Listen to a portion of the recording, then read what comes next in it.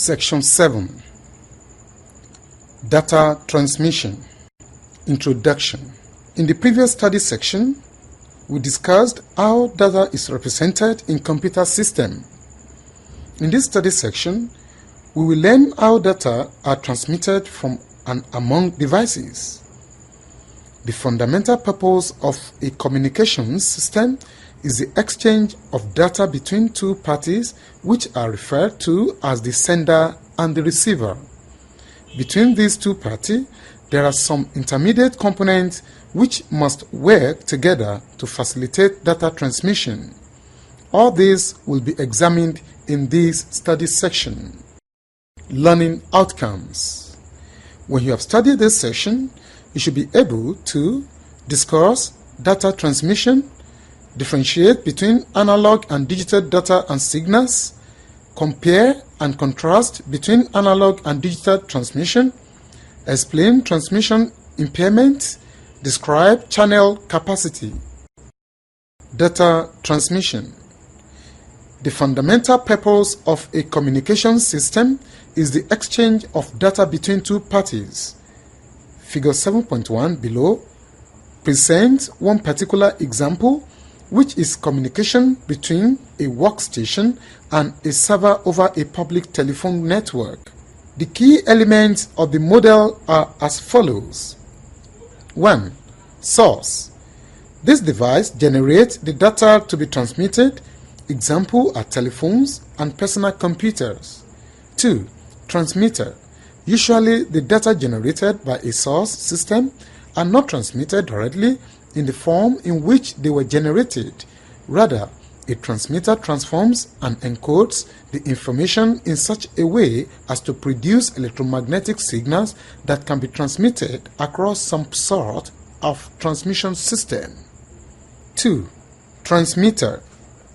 Usually, the data generated by a source system are not transmitted directly in the form in which they were generated. Rather, a transmitter transforms and encodes the information in such a way as to produce electromagnetic signals that can be transmitted across some sort of transmission system. For example, a modem takes a digital bit stream from an attached device such as a personal computer and transforms that bit stream into an analog signal that can be handled by the telephone network. 3. Transmission system. These can be a single transmission line or a complex network connecting source and destination. 4. Receiver. The receiver accepts the signal from the transmission system and converts it into a form that can be handled by the destination device. For example, a modem will accept an analog signal coming from a network or transmission line and convert it into a digital bit stream. 5. Destination. Takes the incoming data from the receiver. Data transmission occurs between transmitter and receiver over some transmission medium. Transmission media may be classified as guided or unguided. In both cases, communication is in the form of electromagnetic waves. With guided media, the waves are guided along a physical path. Examples of guided media are twisted pair, coaxial cable, and optical fiber. Unguided media, also called wireless, provide a means for transmitting electromagnetic waves but do not guide them. Examples are propagation through air, vacuum, and seawater. The term direct link is used to refer to the transmission path between two devices in which signals propagate directly from transmitter to receiver with no intermediate devices other than amplifiers or repeaters used to increase signal strength. Note that this term can apply to both guided and unguided media. A guided transmission medium is point-to-point if it provides a direct link between two devices and those are the only two devices sharing the medium. In a multi-point guided configuration, more than two devices share the same medium. A transmission may be simplex half duplex or full duplex. In simplex transmission, signals are transmitted in only one direction. One station is transmitter and the other is receiver. In half duplex operation, both stations may transmit but only one at a time. In full duplex operation, both stations may transmit simultaneously. In the latter case, the medium is carrying signals in both directions at the same time. Analog and digital signals. In a communications system, data are propagated from one point to another by means of electromagnetic signals. 1. An analog signal is a continuously varying electromagnetic wave that may be propagated over a variety of media depending on spectrum. Examples are wire media such as twisted pair and coaxial cable, fiber optic cable, and unguided media such as atmosphere or space propagation. A digital signal is a sequence of voltage pulses that may be transmitted over a wire medium. For example, a constant positive voltage level may represent binary 0 and a constant negative voltage level may represent binary 1. The principal advantages of digital signaling are that it is generally cheaper than analog signaling and is less susceptible to noise interference. The principal disadvantage is that digital signals suffer more from attenuation than do analog signals. Figure 7.2 shows a sequence of voltage pulses generated by a source using two voltage levels and the received voltage some distance down a conducting medium. Because of the attenuation or reduction of signal strength at higher frequencies, the pulses become rounded and smaller. It should be clear that this attenuation can lead rather quickly to the loss of the information contained in the propagated signal. Both analog and digital signals may be transmitted on suitable transmission media. Analog and digital transmission. Both analog and digital signals may be transmitted on suitable transmission media. The way these signals are treated is a function of the transmission system. Table 7.1 summarizes the methods of data transmission. Analog transmission is a means of transmitting analog signals without regard to their content. The signals may represent analog data, e.g., voice, or digital data, e.g., binary data that pass through a modem. In either case, the analog signal will become weaker, attenuate after a certain distance. To achieve longer distances, the analog transmission system includes amplifiers that boost. Analog and digital transmission, Table 7.1a, data and signals. Analog signal, analog data. Two alternatives. 1. Signal occupies the same spectrum as the analog data. 2. Analog data are encoded to occupy a different portion of spectrum. Digital signal. Analog data are encoded using a codec to produce a digital bit stream. Digital data. Digital data are encoded using a modem to produce analog signal. Digital data. Analog signal. Digital data are encoded using a modem to produce analog signal. Digital signal. Two alternatives. 1. Signal consists of two voltage levels to represent the two binary values. 2. Digital data are encoded to produce a digital signal with desired properties. Analog and digital transmission, Table 7.1b, treatment of signals. Analog transmission. Analog signal is propagated through amplifiers. Same treatment whether signal is used to represent analog data or digital data. Digital transmission. Assume that the analog signal represents digital data. Signal is propagated through repeaters. At each repeater, digital data are recovered from inbound signal and used to generate a new analog outbound signal. Digital signal, analog transmission, not used. Digital transmission. Digital signal represent a stream of ones and O's, which may represent digital data or may be an encoding of analog data. Signal is propagated through repeaters. At each repeater, stream of ones and zeros is recovered from inbound signal and used to generate a new digital outbound signal. Analog and digital signals. For analog data, such as voice, quite a bit of distortion can be tolerated and the data remain intelligible. However, for digital data, cascaded amplifiers will introduce errors. Digital transmission, in contrast, assumes a binary content to the signal. A digital signal can be transmitted only a limited distance before attenuation, noise, and other impairments endanger the integrity of the data. To achieve greater distances, repeaters are used. A repeater receives the digital signal, recovers the pattern of ones and zeros, and transmits a new signal. Thus, the attenuation is overcome.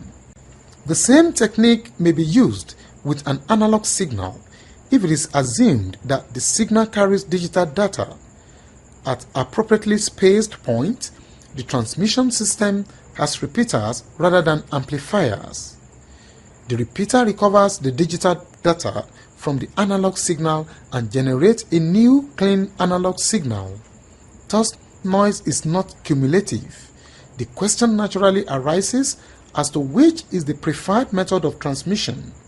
The answer being supplied by the telecommunications industry and its customers is digital. Both long-haul telecommunications facilities and intra-building services have moved to digital transmission and, where possible, digital signaling techniques. The most important reasons are as follows. Digital technology. Thus, noise is not cumulative. The question naturally arises as to which is the preferred method of transmission. The answer being supplied by the telecommunications industry and its customers is digital.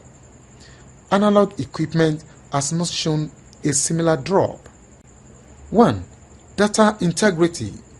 With the use of repeaters rather than amplifiers, the effects of noise and other signal impairments are not cumulative.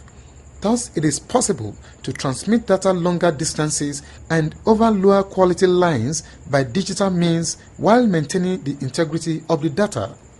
2. Capacity utilization. It has become economical to build transmission links of very high bandwidth, including satellite channels and optical fiber. A high degree of multiplexing is needed to utilize such capacity effectively, and this is more easily and cheaply achieved with digital time division rather than analog frequency division techniques. 3. Security and privacy. Encryption in techniques can be readily applied to digital data and to analog data that have been digitized. 4. Integration. By treating both analog and digital data digitally, all signals have the same form and can be treated similarly. Thus, economies of scale and convenience can be achieved by integrating voice, video, and digital data. Transmission impairment. With any communication system, the signal that is received may differ from the signal that is transmitted due to various transmission impairments. For analog signals, these impairments can degrade the signal quality. For digital signals, bit errors may be introduced such that a binary 1 is transformed into a binary 0 or vice versa. The most significant impairments are 1. Attenuation, 2. Delay distortion, 3. Noise. Attenuation. The strength of a signal falls off with distance over any transmission medium. For guided media, This reduction in strength or attenuation is generally exponential and thus is typically expressed as a constant number of decibels per unit distance. For unguided media, attenuation is a more complex function of distance and the makeup of the atmosphere. Attenuation introduces three considerations for the transmission engineer. First, a received signal must have sufficient strength so that the electronic circuitry in the receiver can detect the signal. Second, the signal must maintain a level sufficiently higher than noise to be received without error. Third, attenuation varies with frequency. Delay distortion.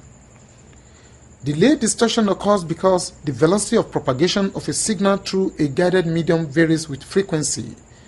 For a band-limited signal, the velocity tends to be highest near the center frequency and fall off toward the two edges of the band. Thus, various frequency components of a signal will arrive at the receiver at different times, resulting in phase shifts between the different frequencies. This effect is referred to as delay distortion because the received signal is distorted due to varying delays experienced at its constituent frequencies. Delay distortion is particularly critical for digital data. Noise.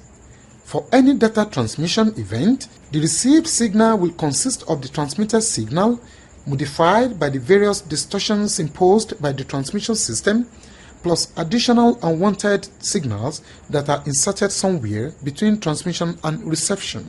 The later undesired signals are referred to as noise. Noise is the major limiting factor in communication system performance. Noise may be divided into four categories. 1. Thermal noise. 2. Intermodulation noise. 3. Crosstalk. 4. Impulse noise. Channel capacity. For digital data, the question that then arises is to what extent these impairments limit the data rate that can be achieved. The maximum rate at which data can be transmitted over a given communication path or channel under given conditions is referred to as the channel capacity. There are four concepts here that we are trying to relate to one another. 1. Data rate, the rate in bits per second (bps) at which data can be communicated. 2. Bandwidth, the bandwidth of the transmitted signal as constrained by the transmitter and the nature of the transmission medium expressed in cycles per second or Hz. 3. Noise, the average level of noise over the communications path. 4. Error rate, the rate at which errors occur where an error is the reception of a 1 when a 0 was transmitted or the reception of a 0 when a 1 was transmitted. The problem that is being addressed is this. Communications facilities are expensive, and in general, the greater the bandwidth of a facility, the greater the cost. Furthermore, all transmission channels of any practical interest are of limited bandwidth. The limitations arise from the physical properties of the transmission medium or from deliberate limitations at the transmitter on the bandwidth to prevent interference from other sources. Accordingly, we would like to make as efficient use as possible of a given bandwidth.